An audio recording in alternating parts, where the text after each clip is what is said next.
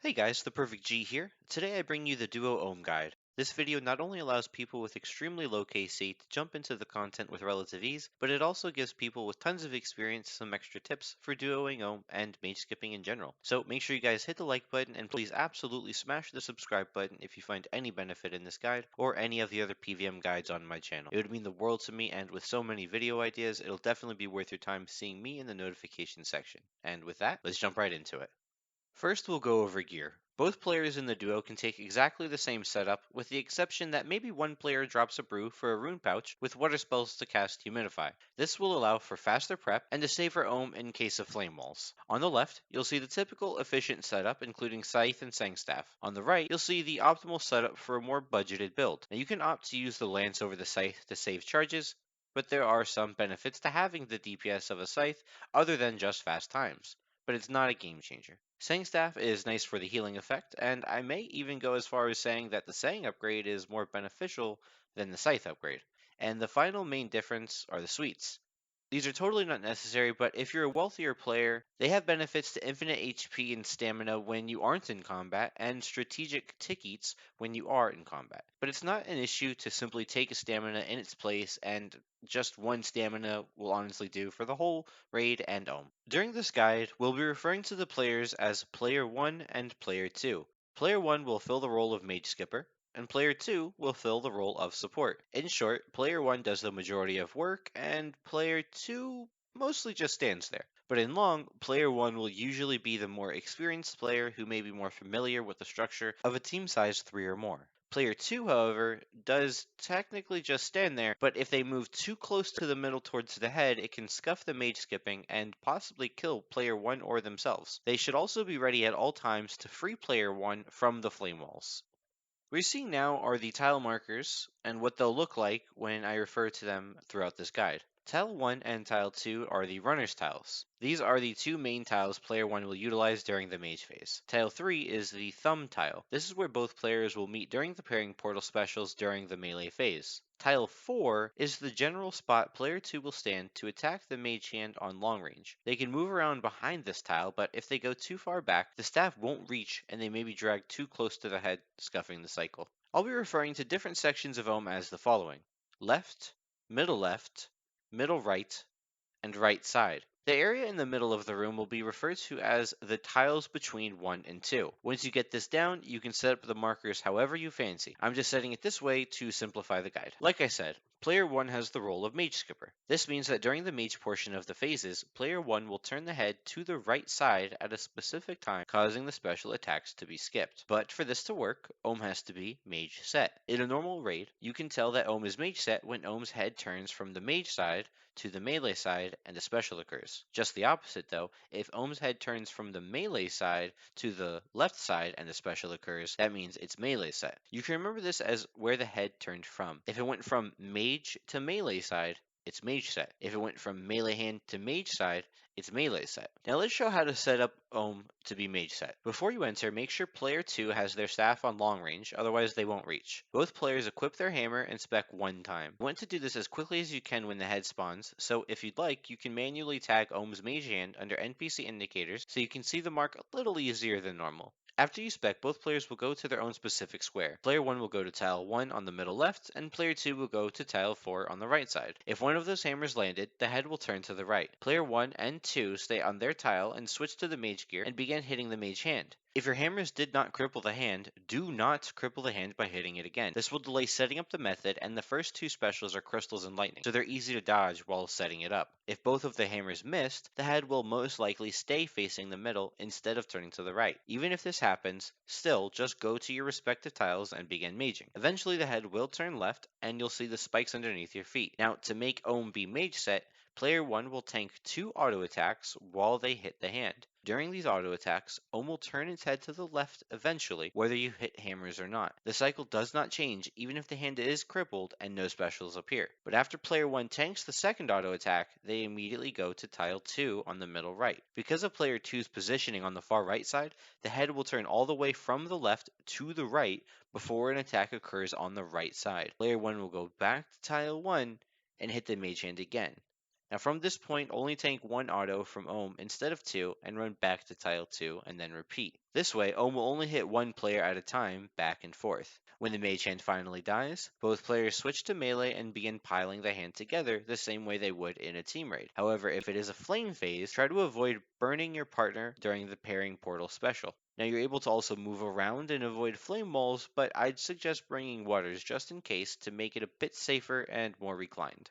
Realistically, Phase 2 is exactly the same as Phase 1, except you know that the next phase spawns on the side opposite of the previous phase. But while we're talking about flame phases, it's important to note that a poorly timed flame wall can be a detriment to setting up mage skipping. There are some methods to avoid this. When the phase starts, both players hammer and move to their respective tiles, the same as before. Player 1 is going to tank those auto attacks just the same, but if it's a flame phase, one of them could be a flame wall. Now sure, you could just escape and be fine, but if it's a flame wall on the last auto attack that you tank, you won't be able to turn the head in time. The easiest way to handle this is to run 2 tiles farther left than tile 1. Now right before Ohm does the first auto attack, move back to tile 1 and hit the hand again. There's going to be a null here where Ohm does nothing, and then he'll do the normal second auto attack. Instead of staying on tile 1, go to the middle area between tiles 1 and 2, and tank that second auto attack there before you stand on tile 2. If the first auto was a flame wall, you would have dodged it. If the second auto is a flame wall, it would have never appeared because you're on an invisible wall of Ohm's peripheral vision. It's important to know as well that if the first auto was a flame wall, the second won't be, because he has a soft cooldown timer. Now the only issue with learning this method is really when you go between tiles 1 and 2 to tank Ohm's second attack. If you go too early, then Ohm will turn to the right too early as well, causing it to be melee set. You could simply time it to dodge the flame wall of the second attack, but the flame wall may block you from going back to tile 1 in time to dodge the auto that only player 2 should be tanking, which in turn will cause it to be melee set still. However, assuming you timed it correctly, it should be mage set. If you didn't do it correctly, you'll know when you see a special attack when the head turns left again. Simply follow the same instructions of tanking 2 auto attacks and then move to tile 2. Once the head is set mage, you're going to continue tanking hits like normal, but it's a massive benefit when you tank that auto attack that you step into the middle between tiles 1 and 2. This will allow player 1 to only need those 3 tiles and no other movement. Once you get the rhythm down and set it mage, it's extremely easy and consistent. Now as for player 2, during the whole mage portion, they really only have to hit the mage hand. As long as both players are hitting the mage hand, it's extremely unlikely to see that the head turns the wrong way. The only issue that may occur is the unique auto attacks. Now this is the Flame Wall, Acid Trail, Crystal Trail, and the bombs. Player 2 has to know that they can only attack the hand from their side of the room, and if they attack from too far, they could be dragged into the middle, causing the head to turn and scuff. But what about Flame Walls? Well, during Flame Walls, right before Ohm's auto attack, player 2 can actually step 2 tiles back away from Ohm's head and click attack. This will cause the flame to either blank or to be dodged completely.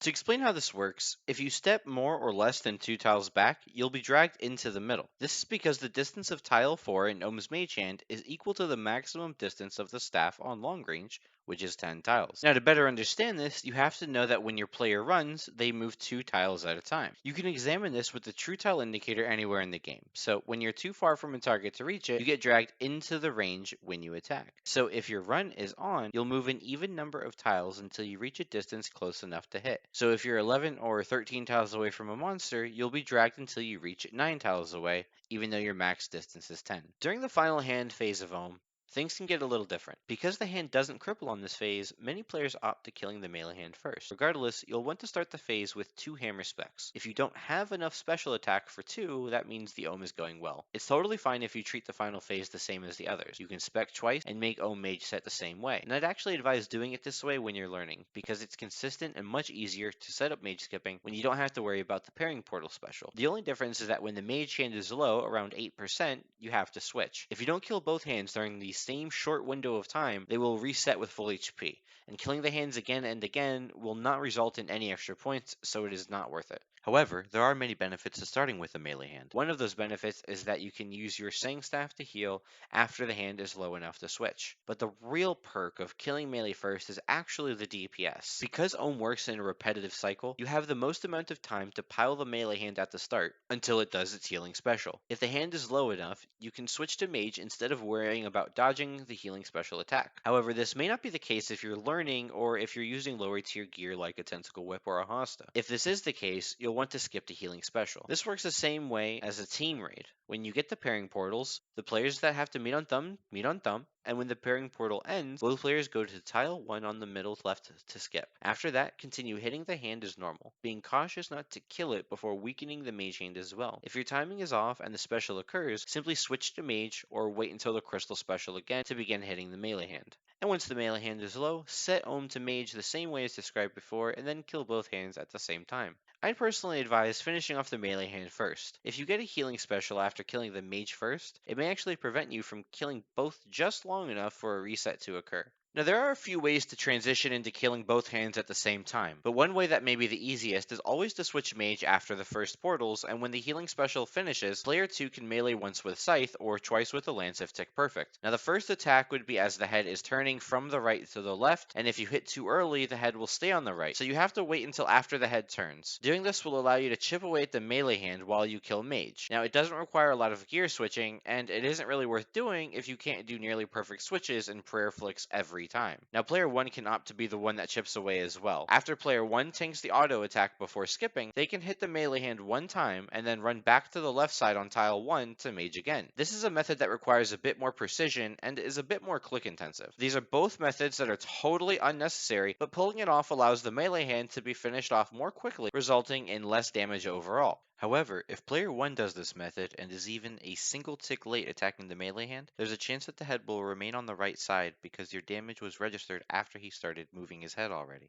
The thing to mention though is you can both do the method at the same time, but it's extremely risky. When player 1 goes back to the left after hitting with melee, they have to either switch fast enough to mage to hit, or player 2 has to switch to mage perfectly. Regardless, this only gives the players one chance each instead of two to hit the hand, assuming that they are tick perfect. Now if those hits are both zeros, there's an overwhelmingly high chance that the head turns to the middle, so it's not advised to do this even with max gear. Now before we get into the head phase, I'd like to point something out. There are a lot of different strategies for Duoing, but this is the most consistent way to do it, and done correctly, it won't cause you to lose any DPS compared to other more click-intensive methods. The alternative methods that are comparable to this would be more along the lines of solo strategies, such as solo mage running, or methods that don't provide any increase in DPS, but they cause you to sweat a bit more to prevent one or two auto attacks. Now these methods force both players to be more experienced than Olm, more conscious of when they need to switch gear, and again, only to prevent one or maybe two auto attacks. The only exception to this that I think is worth mentioning in this guide is the pairing portals on the final phase. I mentioned earlier that if you start with melee, and if you do enough DPS, you don't have to skip the healing special. You can just switch to mage. However, in certain cases, this may cause Olm to be melee set. Once both players are more savvy with Olm's cycle, both players can meet either on tile 1 or tile 4 for the portal special while they switch to mage gear. Knowing when to do this will allow an instant mage set, but again, it's not more DPS, it just helps prevent one or two auto attacks. On the head phase, most players will opt to stand on totally opposite sides of the room, but because there isn't a third person to force the head to turn, the head can stay pointed at the same player indefinitely. And this isn't usually the case, but I've seen it stay sometimes as long as 7 attacks. But we all know counting is the hardest thing on RuneScape.